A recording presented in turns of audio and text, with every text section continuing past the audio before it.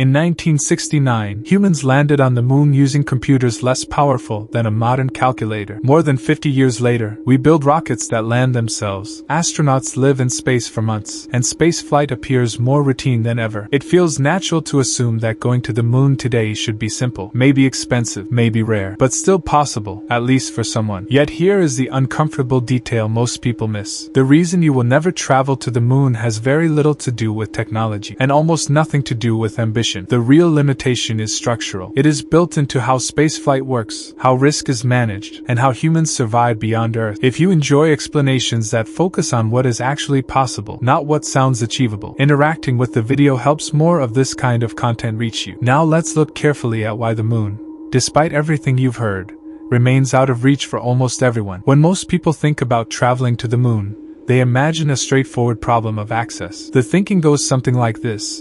Space agencies have done it before. Private companies are building new rockets, and given enough money or the right opportunity, a person could reasonably go. This assumption feels justified because we see astronauts launching regularly, space stations operating continuously, and billionaires funding space ventures. The progression seems obvious. If humans went to the moon decades ago with primitive technology, and our capabilities have only grown since then the path should be clearer now than ever. But something in this reasoning doesn't align with reality. Despite all the advancement, despite all the new rockets and renewed interest in lunar exploration, the number of humans who have actually traveled beyond low Earth orbit remains frozen at 24. That number has not changed since 1972. Not a single additional person has gone farther than about 400 kilometers from Earth's surface in over 50 years. This is not because of a loss of interest or temporary setback. It represents something more fundamental about the nature of lunar travel that most explanations overlook. To understand why,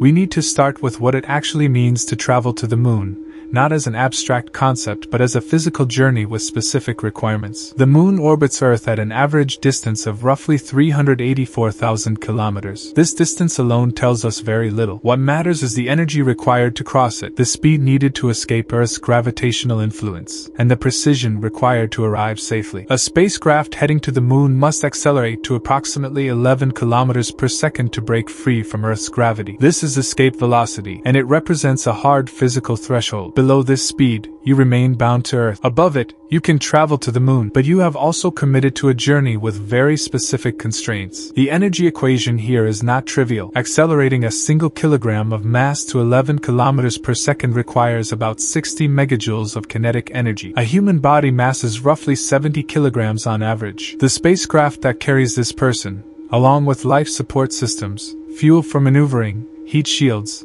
and landing equipment, masses thousands of kilograms. The Apollo lunar module, which carried 2 astronauts to the moon's surface and back to orbit, had a total mass of about 15,000 kilograms when fully fueled. The command and service module that brought them home massed another 30,000 kilograms. This is 45,000 kilograms that had to reach escape velocity, which required a Saturn V rocket with a total launch mass of nearly 3 million kilograms. The overwhelming majority of that mass was fuel. This is the first real constraint that begins to separate lunar travel from other forms of spaceflight. Reaching low Earth orbit, where the International Space Station operates, requires a velocity of roughly 8 kilometers per second. This is significant but achievable with relatively modest rockets. The difference between 8 and 11 kilometers per second seems small, but the energy required scales with the square of velocity. That 3 kilometer per second difference represents nearly 50% more kinetic energy per kilogram. More importantly, it requires substantially more fuel, which itself has mass, which requires more fuel to lift, creating a compounding effect known as the rocket equation. This is why orbital flights have become relatively routine while lunar flights remain rare. The energy barrier is not merely higher, it is categorically different. But even this understates the actual challenge. Reaching escape velocity is only the beginning of the journey. Once you leave Earth's orbit, you enter a trajectory where small errors compound rapidly. In low Earth orbit, if something goes wrong, you can return to Earth within hours. Abort procedures are straightforward. The spacecraft simply fires retrorockets and begins re-entry. Communication with ground control is nearly instantaneous, with radio signals taking only fractions of a second to travel. Help, if available, can reach you quickly. Medical emergencies can be managed or at least stabilized until landing. This creates a kind of safety buffer that makes orbital spaceflight, while dangerous, at least marginally survivable when things go wrong. None of this applies once you pass beyond Earth's gravitational sphere of influence. The journey to the moon takes roughly 3 days in a minimal energy trajectory. During this time, you are committed to the path. If a critical system fails, there is no quick return. You cannot simply turn around. The physics of orbital mechanics means that the fastest way home is often to continue forward, loop around the moon, and use its gravity to redirect back toward Earth. This is what Apollo 13 did when an oxygen tank exploded 2 days into their journey. The crew could not abort directly. They had to continue to the moon, swing around it, and spend 4 additional days in a damaged spacecraft before reaching Earth. They survived, but only because of extraordinary preparation, redundant systems, and conditions that aligned favorably. Had any of dozens of other variables shifted slightly, they would not have returned. This introduces a concept that rarely appears in public discussions of lunar travel but defines the reality of it entirely: irreversibility. Once you commit to a lunar trajectory, you have placed yourself in an environment where rescue is not possible, where immediate return is not possible, and where the margin for error narrows to nearly nothing. This is fundamentally different from any other form of travel humans regularly undertake. When you board an aircraft, you accept risk, but emergency landing options exist throughout most of the flight. When you drive a car, you can stop. When you climb a mountain, you can turn back. Lunar travel offers none of these options. You are committed from the moment you reach escape velocity until the moment you re-enter Earth's atmosphere 3 days or more later. Now consider what this means physiologically. The human body did not evolve for spaceflight. It evolved under constant one-gravity acceleration with atmospheric pressure, protection from radiation, and access to resources. Remove these conditions and the body begins to change immediately. In microgravity, which dominates most of the lunar journey, fluids shift upward toward the head. The heart no longer needs to pump against gravity, so it begins to atrophy. Bones lose density because they no longer bear weight. Muscles weaken for the same reason. The spine elongates slightly as the discs between vertebrae expand without compression. Vision can degrade as intraocular pressure changes. The immune system weakens. Sleep becomes irregular because the body's circadian rhythm depends partly on gravitational cues that no longer exist. These effects are well documented from decades of orbital spaceflight. Astronauts on the International Space Station experience all of them. They mitigate these effects through rigorous daily exercise, carefully controlled diets, and medical monitoring. Even with these countermeasures, astronauts returning from 6-month missions require weeks of rehabilitation. Their bodies have adapted to microgravity and must readapt to Earth's gravity. This is manageable in low Earth orbit because the duration is controlled, medical oversight is continuous, and return is always available within hours if something goes critically wrong. On a lunar journey, these physiological changes occur with no possibility of early return and limited medical intervention. The Apollo missions lasted between 8 and 12 days. This is short enough that the most severe effects of microgravity do not fully develop, but long enough that astronauts experience disorientation, nausea, fluid shifts, and muscle weakness. Every Apollo crew member experienced some degree of space adaptation syndrome, which causes nausea, vomiting, and disorientation during the first few days of flight. This is not dangerous in itself, but it reduces capability precisely when precision and alertness are most critical. You are piloting a spacecraft through a complex orbital insertion, and your body is actively fighting against you. Then there is radiation. Earth's magnetic field deflects most of the charged particles streaming from the Sun and from deep space. This protection extends only so far. In low Earth orbit, the International Space Station remains within the magnetosphere and receives substantial shielding. Astronauts there are exposed to roughly 10 times the radiation of someone on Earth's surface, which is significant but manageable for missions lasting months. Beyond low Earth orbit, this protection disappears. A spacecraft traveling to the Moon passes through the Van Allen radiation belts, regions of intense trapped particles, and then enters interplanetary space where solar radiation and cosmic rays strike unimpeded. The Apollo astronauts received radiation doses between roughly 1 and 6 millisieverts during their missions, depending on solar activity. This is relatively low, equivalent to a few years of natural background radiation on Earth compressed into a week. They were fortunate. Had a major solar event occurred during any Apollo mission, the crew would have received doses high enough to cause acute radiation sickness, and there would have been no way to shield them. The spacecraft hulls were thin aluminum, sufficient to block some particles but nearly transparent to high-energy cosmic rays and solar protons. Later analysis showed that the crews were simply lucky. The Sun remained relatively quiet during the Apollo program. Had they flown during a different phase of the solar cycle, the outcome could have been very different. This is not a problem that technology has solved. Shielding against high-energy radiation requires mass. The most effective shields are materials rich in hydrogen, like water or polyethylene, layered thick enough to absorb incoming particles. Adding such shielding to a spacecraft increases its mass substantially, which increases the fuel required to reach the Moon, which increases the total launch mass, which requires a larger rocket, which increases cost and complexity. There is no clever engineering solution that bypasses this. Physics dictates that stopping high-energy particles requires matter, and matter has mass, and mass has consequences. Current spacecraft designs for lunar missions accept this limitation and plan around it by minimizing mission duration and launching only during periods of predicted low solar activity. This works statistically but does not eliminate the risk for any individual flight. Now we begin to see a pattern forming. Each of these constraints, energy requirements, irreversibility, physiological effects, radiation exposure, is individually manageable with sufficient preparation and robust engineering. Space agencies have managed them successfully. But they are managed through extraordinarily complex systems, extensive training, redundant safety protocols, and accepting residual risks that most people would consider unacceptable in any other context. The Apollo astronauts accepted a risk of death estimated at roughly 1 in 10 per mission.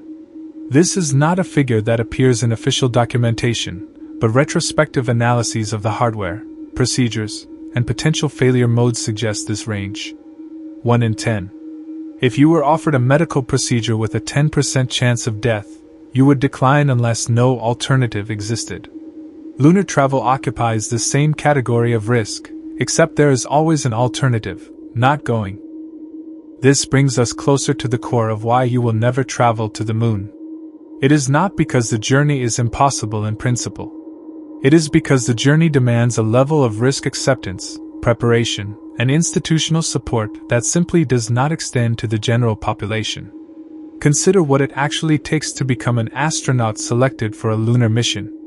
Current astronaut selection processes for space agencies like NASA or ESA involve several stages.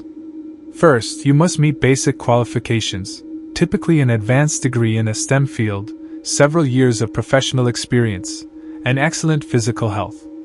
This already excludes most people. The majority of the human population does not have access to advanced education, and among those who do, only a small fraction pursue the specific fields that qualify. Then comes physical screening. Vision must meet strict standards. Cardiovascular health must be excellent. Bone density, blood pressure, psychological stability, all are tested rigorously. Any condition that could compromise performance or survival in space is disqualifying. If you pass the initial screening, which perhaps 1 in several thousand applicants do, you enter training. Astronaut training for orbital missions takes roughly 2 years. Training for lunar missions would require more because the environment is less forgiving and the mission complexity is higher. This training is not a course you complete at your own pace. It is a full-time commitment involving simulations, wilderness survival training, learning Russian or other languages for international cooperation, mastering spacecraft systems, practicing emergency procedures until they become automatic, and undergoing medical evaluations continuously. You do not pay for this training. You are selected for it, and you are paid to complete it, but the cost is measured in years of your life dedicated entirely to preparation.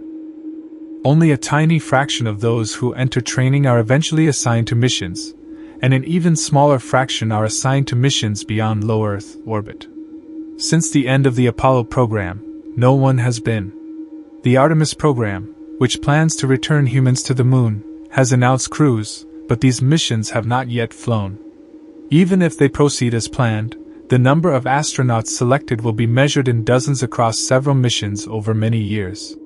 This is not a pipeline that opens to the public.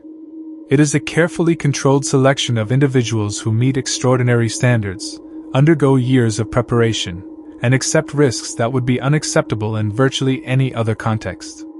Now suppose you could somehow bypass all of this. Suppose you had unlimited money and could pay for a private lunar mission. This is the scenario many people imagine when they think about future space tourism. If orbital space tourism is beginning to emerge, with private companies offering brief trips to the edge of space or to the International Space Station, surely lunar tourism will follow. But the analogy breaks down when you examine what would actually be required. Orbital space tourism as it currently exists involves flights lasting hours or a few days, reaching altitudes where abort options remain available, where communication with Earth is instantaneous, and where the physiological risks are minimized by short duration. Even these flights require medical screening, training, and accepting liability waivers that make clear you could die and that no one will be held responsible if you do. A lunar mission is not an extension of this model. It is a different category entirely. The duration is longer, the risk is higher, the environmental hazards are greater, and the possibility of rescue is non-existent.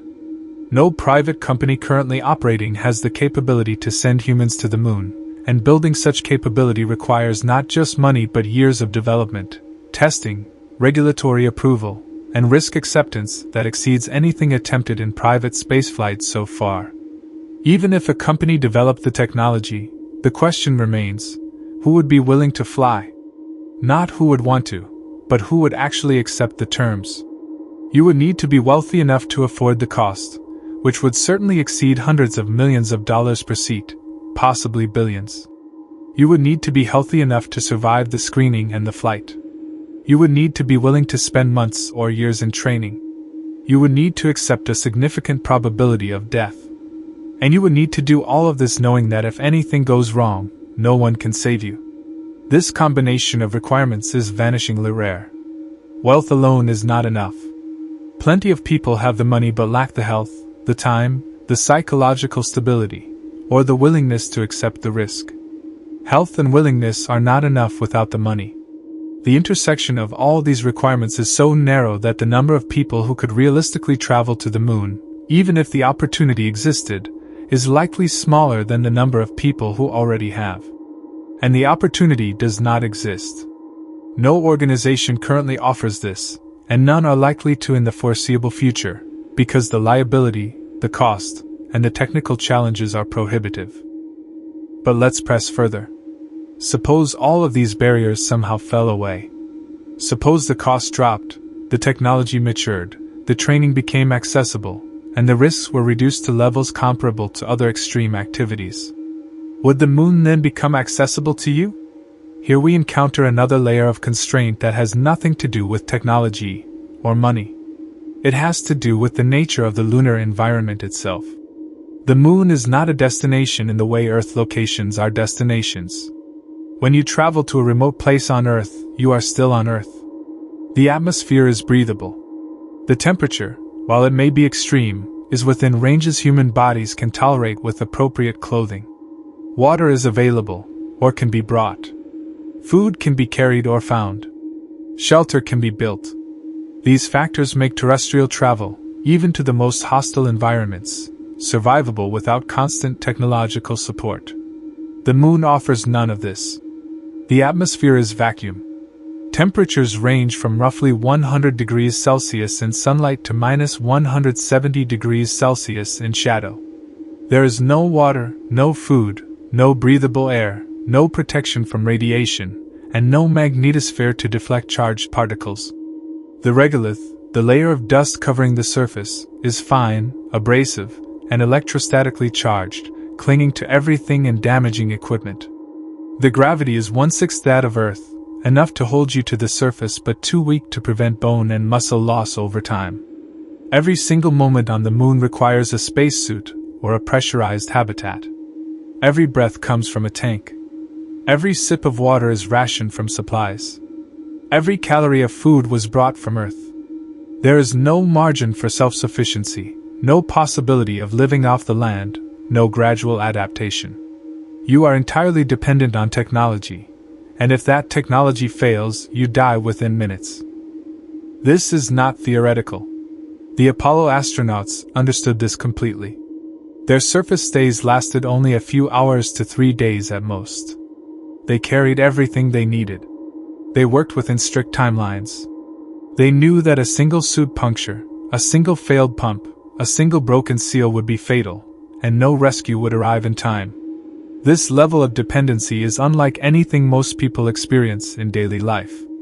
We rely on technology constantly, but it is layered with redundancies and fallbacks. If your car breaks down, you can walk. If the power goes out, you can light a candle. If the water stops, you can find a stream. On the moon, there are no fallbacks. The technology works or you die. This introduces a psychological dimension that is rarely discussed openly but is well understood by those who have experienced space. The isolation is absolute. On the International Space Station, astronauts are roughly 400 kilometers from Earth. This is far by everyday standards but trivial in cosmic terms. Earth fills the window. You can see cities, coastlines, weather patterns. Communication with ground control is instantaneous.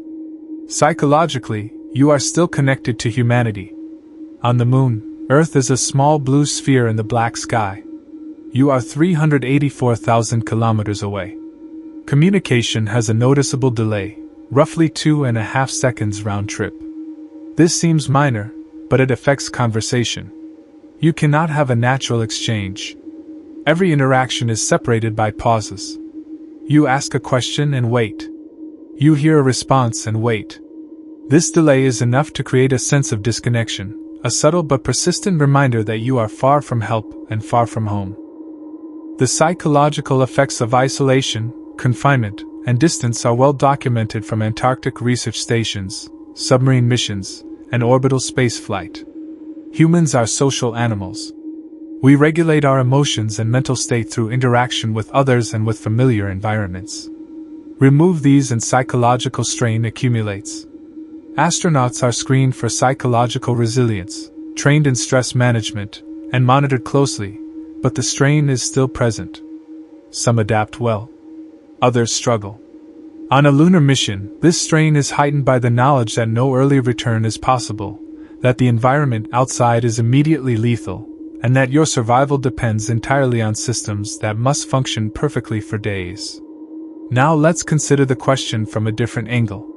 Suppose you were not concerned with your own survival. Suppose you simply wanted to reach the moon, even if it meant not coming back. This is not as absurd as it sounds. Throughout history, explorers have undertaken journeys knowing they might not return.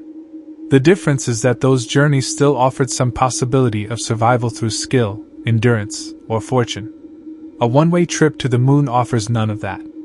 You would arrive, live as long as your supplies lasted, and then die. There is no scenario in which you survive long-term without resupply from Earth, and establishing reliable resupply is a challenge that remains unsolved. The cost of sending material to the moon is enormous, the logistics are complex, and the infrastructure required to support even a single person for an extended period exceeds anything currently operational. This is why even the most ambitious lunar exploration plans envision short stays with crews rotating regularly.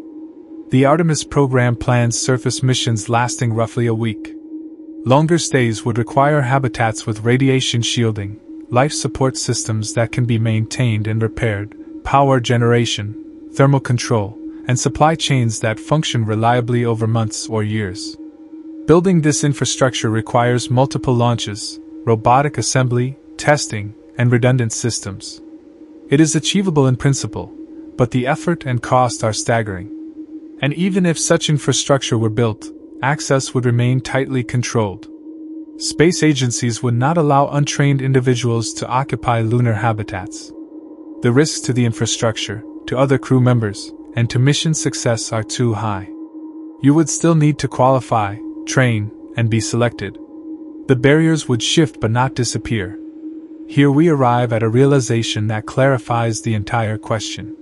The reason you will never travel to the moon is not a single obstacle but a system of interlocking constraints that reinforce each other. The energy requirements demand large, expensive rockets.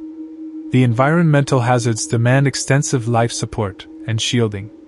The irreversibility demands extraordinary reliability. The physiological effects demand training and medical screening. The isolation demands psychological resilience.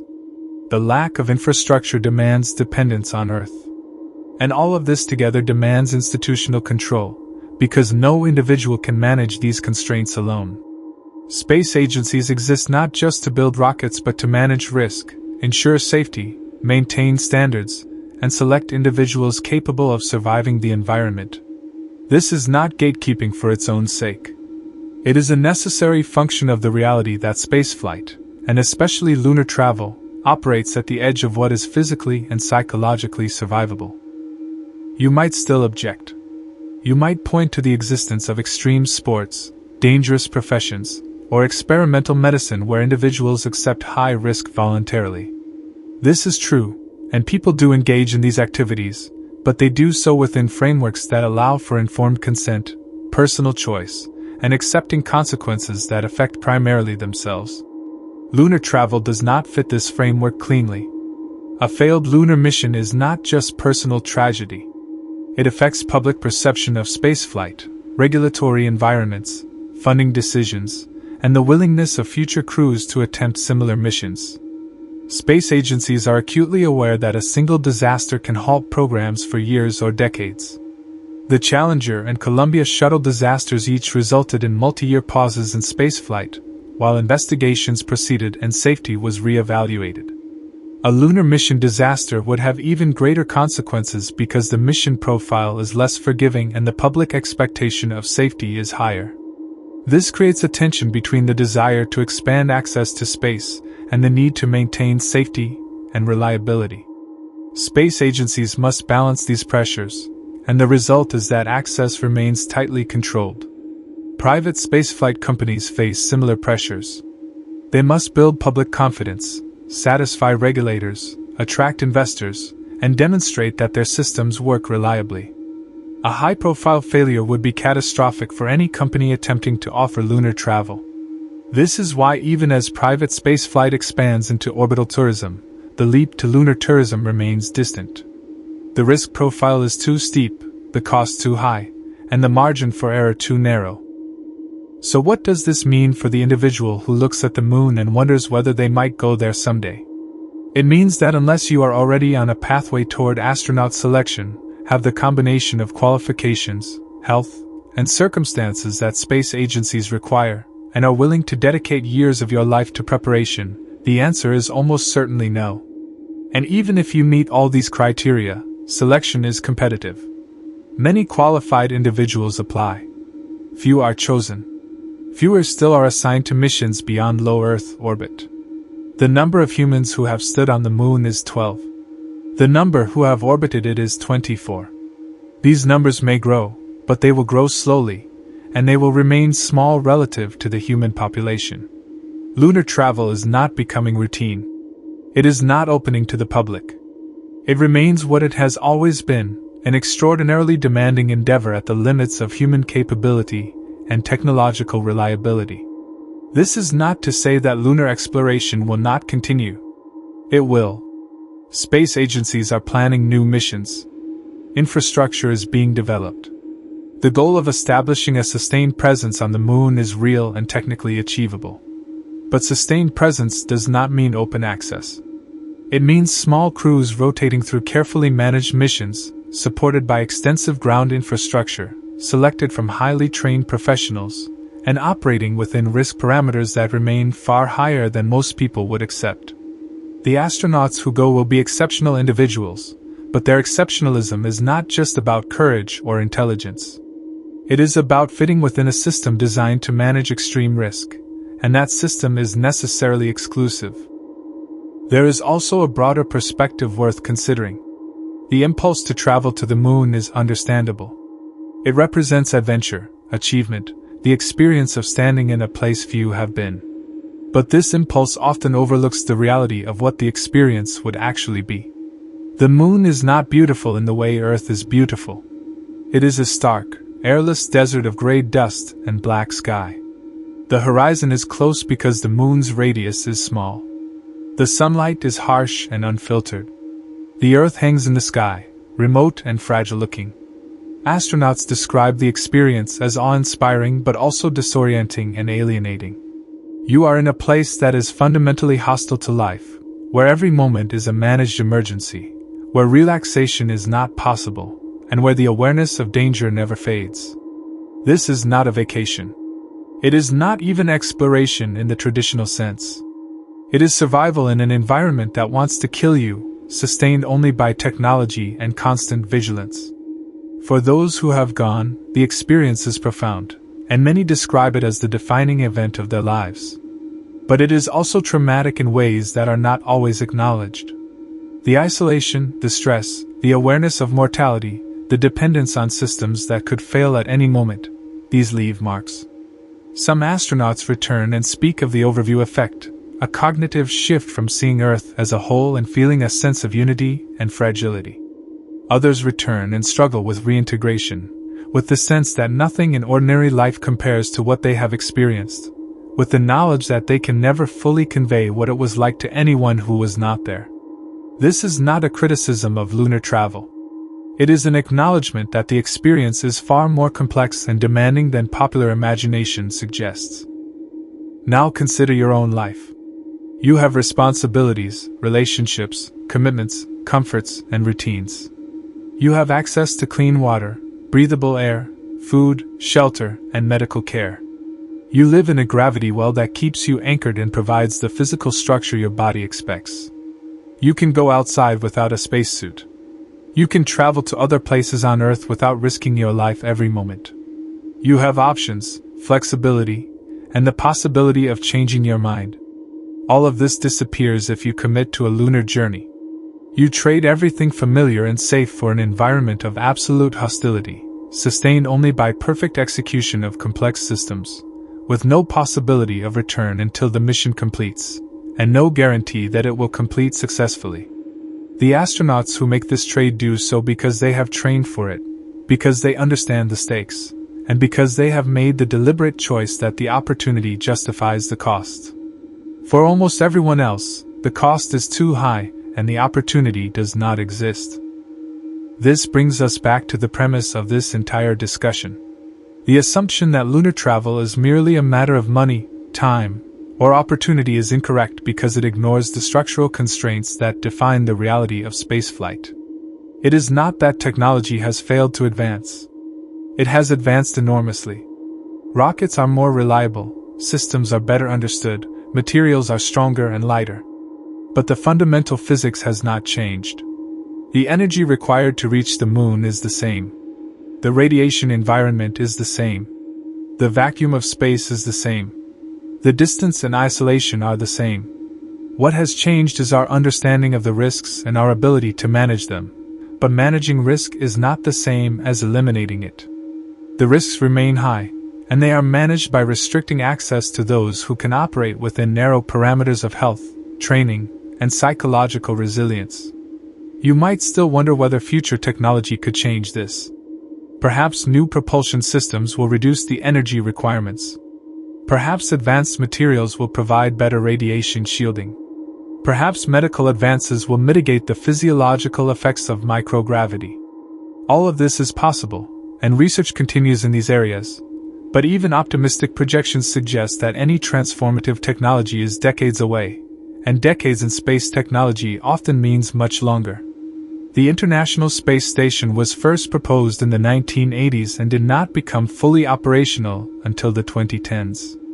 The Artemis program was announced in 2017 with goals of landing humans on the moon by 2024, and the timeline has already slipped to 2027 or later. Large-scale space projects move slowly because the engineering is unforgiving, the testing requirements are extensive, and the consequences of failure are severe. Assuming that some breakthrough will suddenly make lunar travel accessible is not supported by the historical pace of space development. Even if technology advances substantially, the question remains whether the fundamental constraints can be overcome. Can you eliminate the need for extensive training? Not without automation that replaces human decision-making, which raises its own concerns.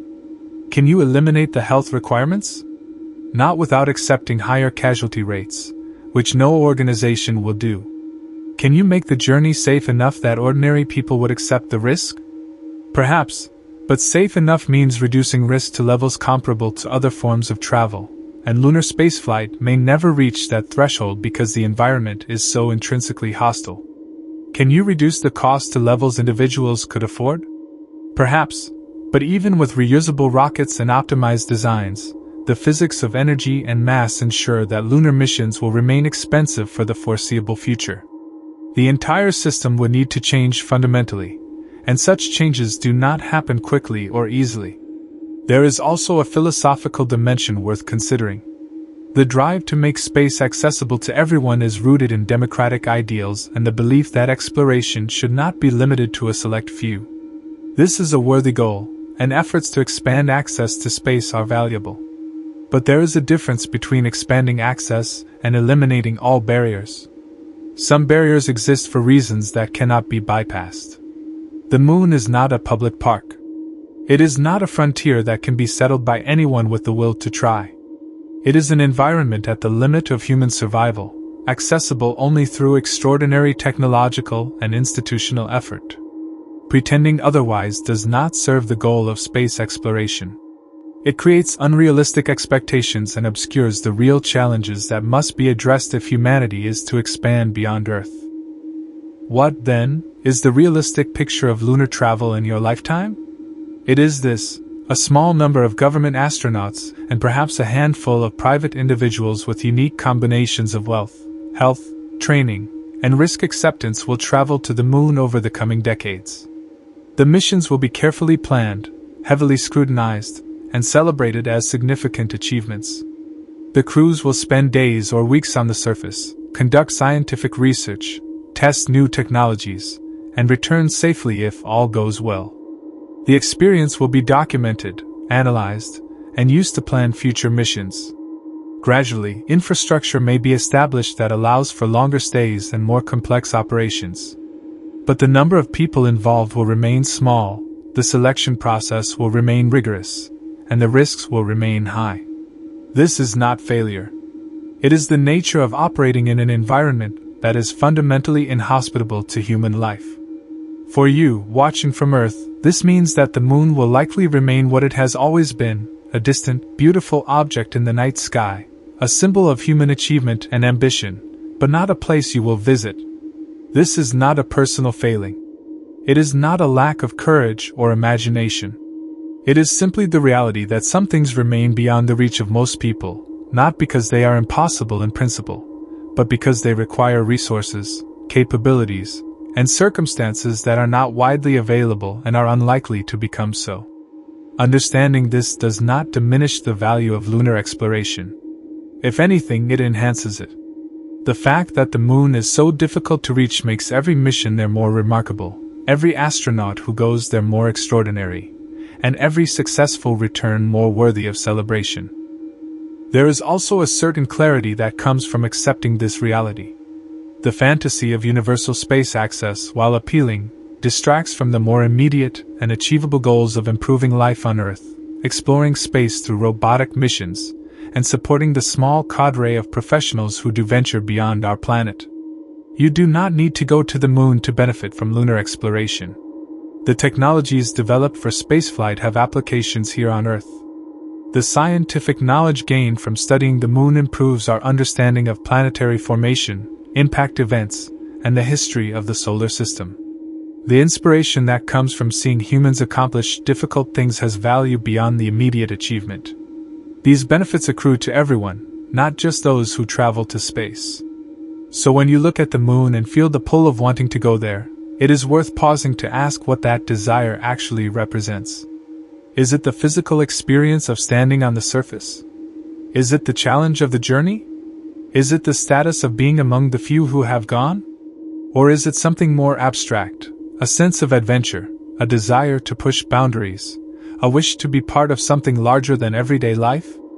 These are valid desires, and they can be fulfilled in many ways that do not require leaving Earth. Exploration exists in many forms. Understanding a complex subject deeply is exploration. Building something new is exploration. Pushing your own limits physically, intellectually, or creatively is exploration. The moon is one destination among many, and it is not necessarily the most meaningful one for any given person. This is not to discourage interest in space or in lunar exploration. Interest is valuable. Public support for space programs matters. The more people understand and care about space, the more likely it is that missions will continue and expand. But interest does not require the expectation of personal participation. You can appreciate and support lunar exploration while understanding that it is not something you will personally do. This is true for most fields of human endeavor. Most people will never climb Everest, pilot a fighter jet, perform surgery, or write a symphony, but this does not prevent them from appreciating those who do. Lunar travel falls into this category. It is an extraordinary human achievement, undertaken by extraordinary individuals, supported by extensive infrastructure and collective effort, and it remains beyond the reach of most people because the requirements are so demanding. The question posed at the beginning was why you will never travel to the moon. The answer, traced through physics, biology, psychology, engineering, and institutional reality, is that the journey demands more than most people can provide and more than most systems can support. It requires energy and precision that necessitate large, expensive rockets. It requires health and resilience that most people do not have. It requires training and preparation that take years. It requires accepting risks that are higher than nearly any other activity. It requires institutional support that is available only to a select few. And it requires operating in an environment so hostile that survival is possible only through constant technological mediation. These constraints are not arbitrary. They emerge from the physical reality of space, the biological limitations of human bodies, and the practical challenges of managing risk at the edge of capability. None of this means that lunar travel is impossible, or that it will not continue. It means that it will remain rare, demanding, and accessible only to those who meet extraordinary criteria. Even as private companies make strides in orbital tourism and low Earth orbit flights, the moon remains fundamentally different. Orbital trips last hours or days. The moon demands weeks or months of total commitment, where every system must function perfectly. Life support, propulsion, navigation, and communication are all interdependent, and any failure can cascade into catastrophe. Unlike Earth's orbit, where rescue is possible within hours, the moon offers no second chances. The environment enforces patience, precision, and a level of discipline that few can sustain. Moreover, the societal and economic context reinforces this exclusivity. Space missions are funded not only for exploration but also for science, politics, and national prestige. The cost of mistakes is borne not by individuals alone but by governments, taxpayers, investors, and the public trust. This is why, even with enormous wealth, an individual cannot simply buy their way onto a lunar mission. Money alone cannot overcome the structural, environmental, and institutional barriers. There is also a temporal dimension. Human civilization is only just beginning to expand beyond Earth, and the pace of progress is measured in decades. Infrastructure, technology, and operational experience accumulates slowly. The lessons learned from each mission inform the next, and each success or failure shapes policy, design, and public perception. The moon is not a playground where humans can casually explore. It is a laboratory for extreme human engineering, risk management, and survival psychology. To participate in that system, one must enter a long-term cycle of preparation, evaluation, and integration. Finally, there is the philosophical truth. Some boundaries exist not because we lack imagination, skill, or technology, but because nature sets limits. The moon is inhospitable. It reminds us of the fragility of human life and the scale of the universe. It teaches humility. The fact that only a handful of humans have walked there is not a failing of ambition, it is a reflection of reality itself.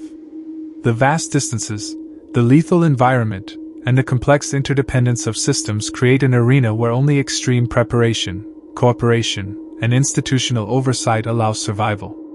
Accepting this reality does not diminish curiosity or wonder. It sharpens it, and it encourages the pursuit of exploration in ways that are meaningful, achievable, and responsible.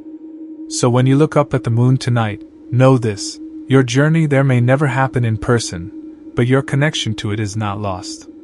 Every telescope you point, every image you study, every mission you follow, extends your experience in ways that money or personal travel cannot replicate. Human achievement is not defined solely by the act of touching alien soil.